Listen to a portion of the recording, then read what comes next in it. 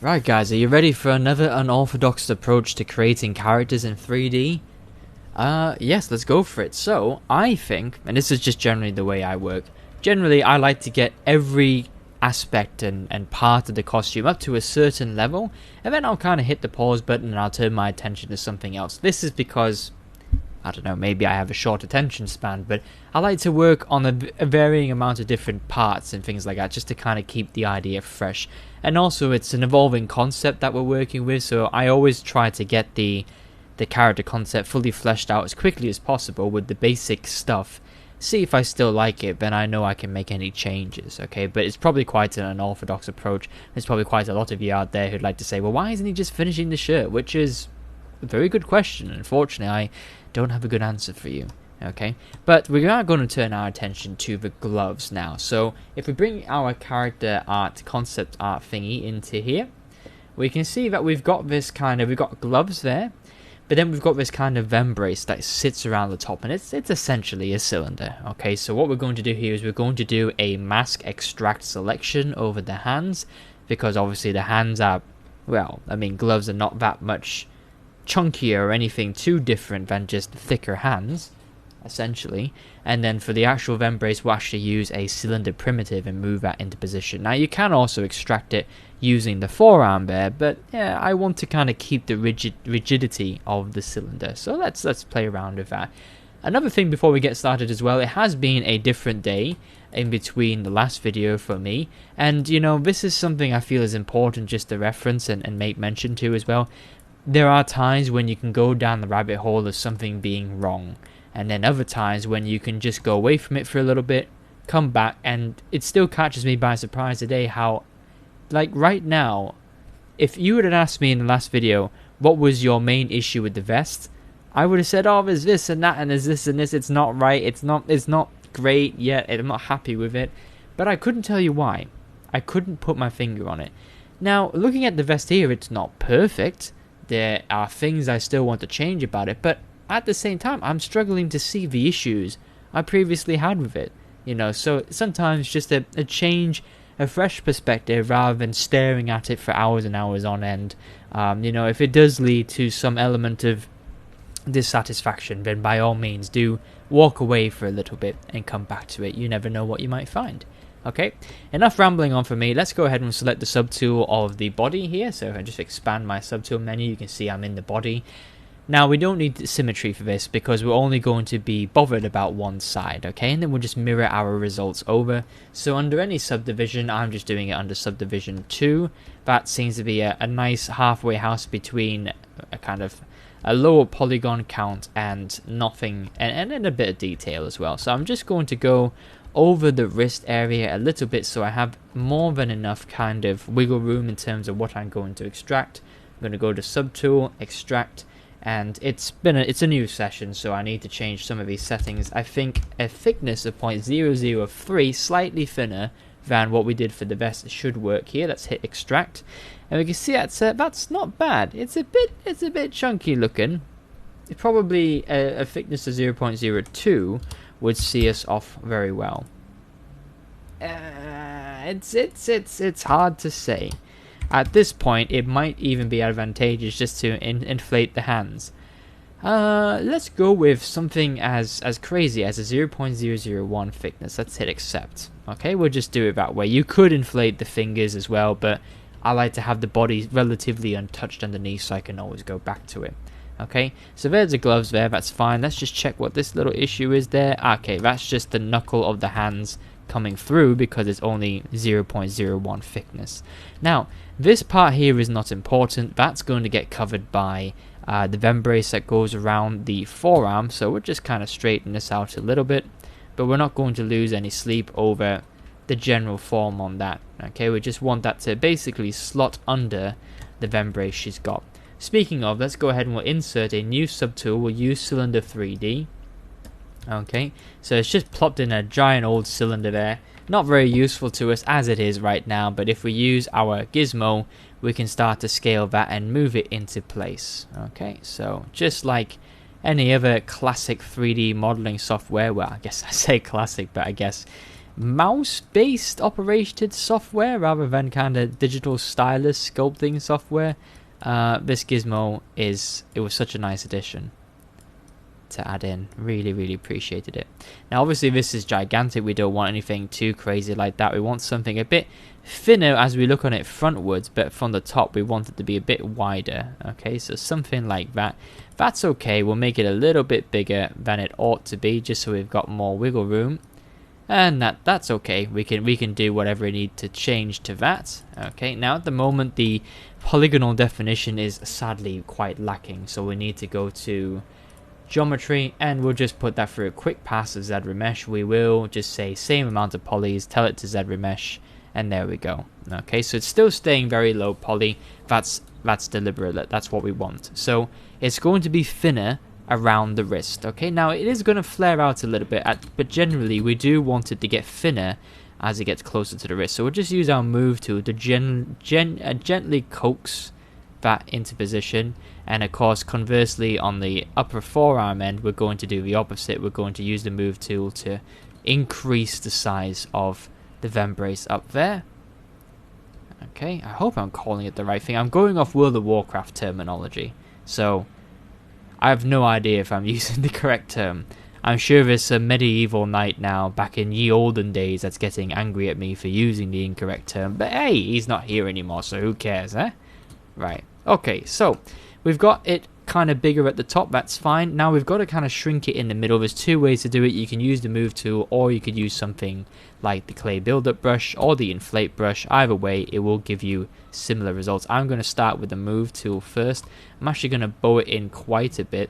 You can see we've got some room, a lot of playroom here, and I do want this kind of semi-looking hourglass shape going on with the vambrace, so that's what I'm after. And I do want to kind of replicate that feeling a little bit also here from this angle as well. So from all sides, essentially, I want it thinner in the, or thinnest in the middle, I should say. Okay. And then particularly there, we need to kind of create a bit of a kind of cut underneath, because obviously that's the lowest part there. Her forearm is pretty sunken in from that point, so that needs to be represented there. And there we go. We've got a pretty good base right there to work with. Okay, there's some issue here with the wrist and whatnot, but we can just kind of tuck that in. And perhaps the wrist bone is a bit over exaggerated for anatomy purposes, so we can just kind of tuck that away. That's not a big foul in my opinion. That's all right. The referee sees the foul. He says, "Oh, it's fine, don't worry about it, no problemo."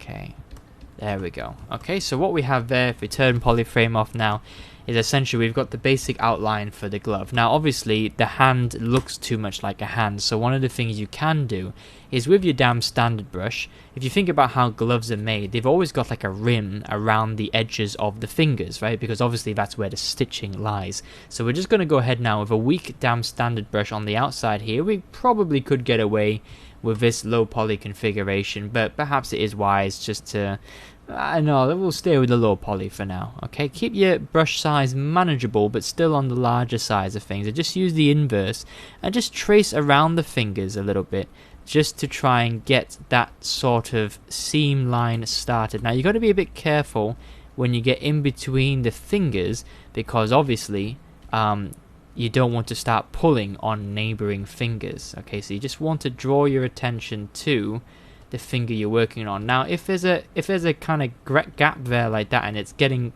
it's kind of shrinking in on itself, that's actually ideal. That's what we want, because that's how gloves are made. Okay, so they kind of get tighter in the gaps between the fingers essentially. So that's fine if that's happening. Don't worry about that at all. That's actually an ideal effect, but we're just basically kind of going along the edges of the fingers and just kind of creating that line there. So it's almost, think of it almost as if we're kind of drawing in the UV line that we would use to split the fingers. Yeah, that's the idea there. You can see the polygons are being moved about quite effectively. And I'm being quite liberal with this. I'm not being very cautious. I am kind of going back and forth multiple times over the same line, as you can see. So I'm not being too gingery about it. I am going ahead and just going with the flow per se. Okay. Right. And then we forgot about the underside of the thumb, so let's do that. Okay, and we'll just finish it off somewhere there. That's fine. Okay. So, oh, we've got this weird thing. Ah, what is that? Where did that come from? That's randomly on the inside. Okay, so when I drew my mask, I obviously was a bit too happy-go-lucky there, so we just need to hide that, and we'll go to geometry, modified topology, and we'll get rid of that. There we go. Okay.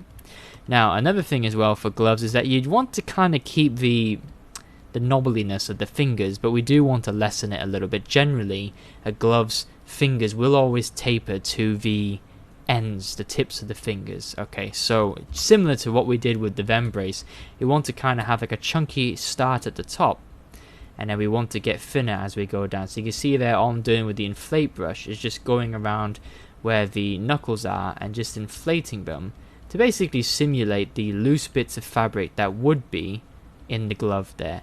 And you can basically leave the ends untouched. Remember, they are already slightly thicker since we extracted it. Okay, and the thumb should receive the same treatment too. And just by doing that little bit there, that's already kind of selling the idea that these are gloves. You can see that it's a bit more of a straight angle all the way down. Okay, that's basically what we're after. And then your best friend, or my best friend, Trim Dynamic, can come in here and just kind of smooth away some of the knuckles a little bit. And if you want, you can kind of run down the very tops of the fingers, but do just be careful. You don't want to have it too flat there, so maybe just undo that. We'll bring down the intensity ever so slightly, and we'll just kind of just run it down once, just to get the tops of the fingers a bit flatter looking, because we want to have our gloves, all the tension is around the sides, it's not on the tops. Okay, so the fingers are effectively quite squashed in, essentially. If you're ever wearing a golf glove, you know what I'm talking about. The pressure is always around the sides of the glove, it's not on the tops of your fingers and thumb. Okay, and then this part here, we can get rid of that a bit more. We don't need the underside to be so prominent because it's a glove. A lot of that kind of gets lost. So you can be quite liberal with the Trim Dynamic brush here just to get the glove correct. Okay, also there as well. There we go. Okay, right, and that's all done on the first subdivision level. We can do more on the second subdivision level. Just move it out and see what we've got to play with. Yeah, that's looking okay. Now you can sort of see a bit clearer where the Trim Dynamic brush might have a bit more effect on some of the fingers. Some of the fingers already look like the middle finger, for example, and the index finger are already well on their way to looking like gloves, but the ring and the pinky finger do need a bit more kind of addressing. Now we do want to kind of, for example, again, the middle finger is great. It actually already kind of looks like a glove. We might just want to extend some of the corners a little bit on the fingers there, so just using the inflate brush ever so slightly on the tip just to kind of inflate it.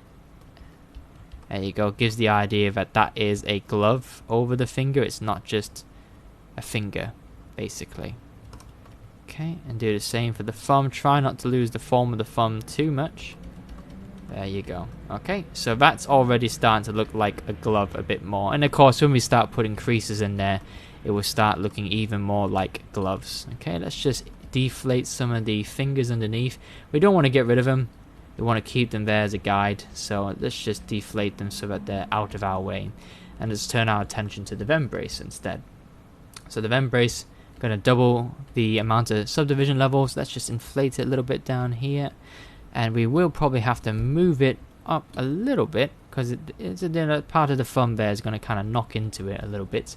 And let's just kind of ballpark some areas right now. So where's the stitching going to be? I would vote to have the stitching on the underside there like that, but we don't want it completely hidden, but it would make sense for the character to wear the stitching that would hold the two halves together or whatnot somewhere underneath, just so it can't be undone. Okay, so that's where the stitching would go, and just to kind of place that in now, let's just take the time to essentially just deflate that into existence. Okay, so we're kind of cutting into... Oh, we don't want to deflate that. That's no good. I forgot, Mike. Silly Billy. It's another face there, so let's just use our standard brush instead. And we'll just knock it down.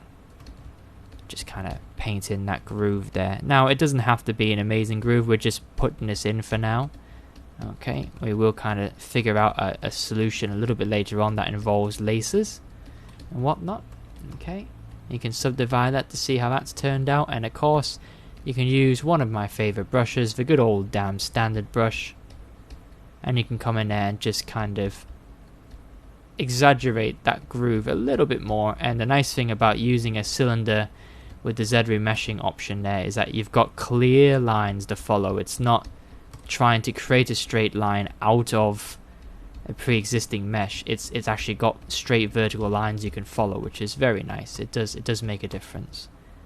And then we can do the same on the other side without spinning the whole mesh around and making ourselves dizzy. A little bit there, and then use the inverse to highlight the walls. Subdivide it again if you have to. Again, your mileage may vary. I'm using 4 subdivision levels now, but I'm still only at 43k polys, so that's quite low budget wise for ZBrush still, because again we did use a cylinder primitive which had very little polys to begin with, so that's okay.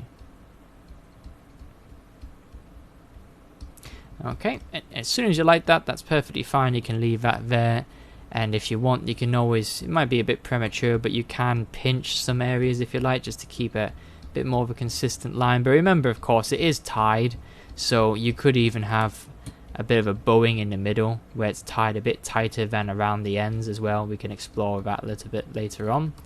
Okay, that's fine too, no problems. But when we do put it back on our arm, you're going to see that our arm's in the way now, so we do need to just move tool that back out again a bit more. Okay, and now her feet's getting in the way. Okay. By the way, have you come up with a name for your character yet? I haven't. I'm not feeling her name just yet, so I don't quite know what she's going to be called.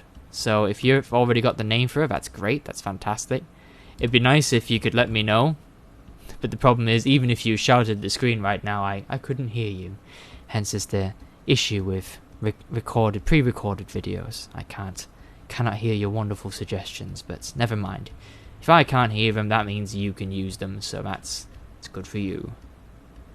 I'm sure the name will come along and smack me in the head at some point. Just hasn't happened yet, that's all. Okay. Right, so just... there we go, getting the vambrace in place, and yeah, there you go. Okay, not looking too bad, not looking too bad. I might just kind of buff it out a little bit there.